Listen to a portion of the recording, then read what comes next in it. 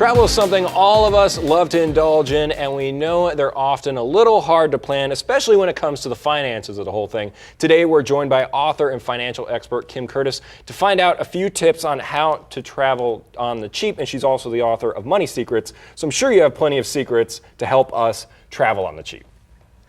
Richard Branson, Oprah, they don't care how much they spend on travel. But for most of us, we have to be frugal on how we figure out how to travel on the cheap.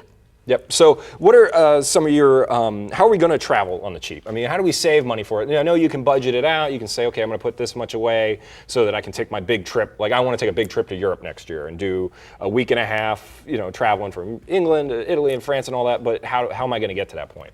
Let's talk about C for cheap. Okay. So the C is contrarian travel. When most people are on the highway going into the city in the morning, stuck in traffic, and you're on the opposite direction, hassle-free cruising, it's the same for travel.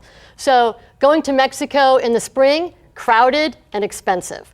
Summer or fall, less expensive, not so much money. So to think out of the box, it may not be the best time to go, but thinking off-season can save lots of money. So you really need to see what the sort of the travel, the big hype are. So if say you're going to, New York, probably around Christmas time is probably not the best time. Not to go the best time. So maybe go, a little bit in the summer. February, March. Yeah, when it's snowing, but That's you're right. still going to get the experience of New York. That's right. Okay. H, house sitting.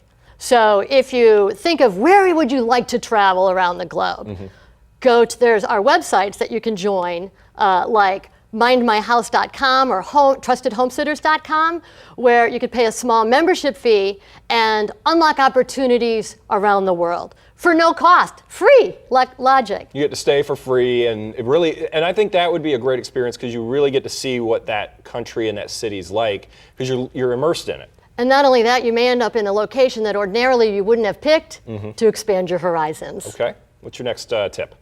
Well, E, explore. Explore the great outdoors for the adventurous traveler.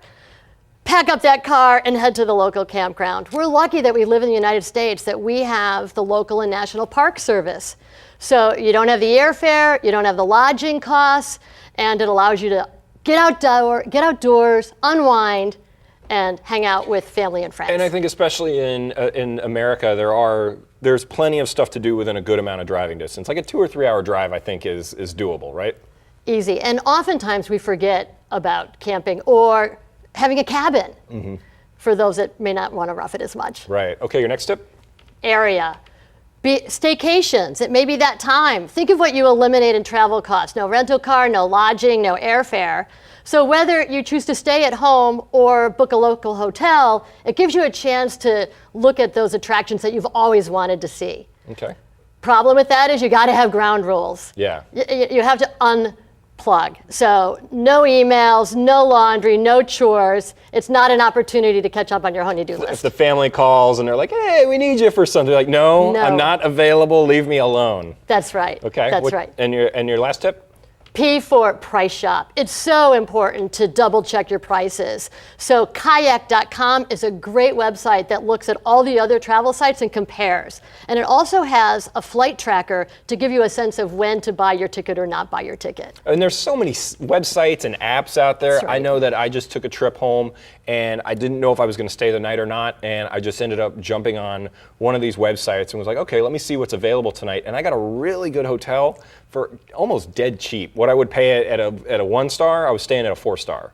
Those last-minute travel opportunities can really be affordable. Okay, so if you have that flexibility. So look out for that, especially I think the date thing too. What do you think about that? If you're flexible with your dates. Tuesdays and Wednesdays always seem to be the cheapest for airfare.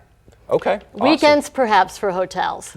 For hotels. Okay. All right, gotcha. Well, thank you, Kim. Appreciate it. The author of Money Secrets. Definitely check out the book. You can head to our website, studiodtelevision.com, for more on these travel-saving tips. Thank you, Kim. You're welcome.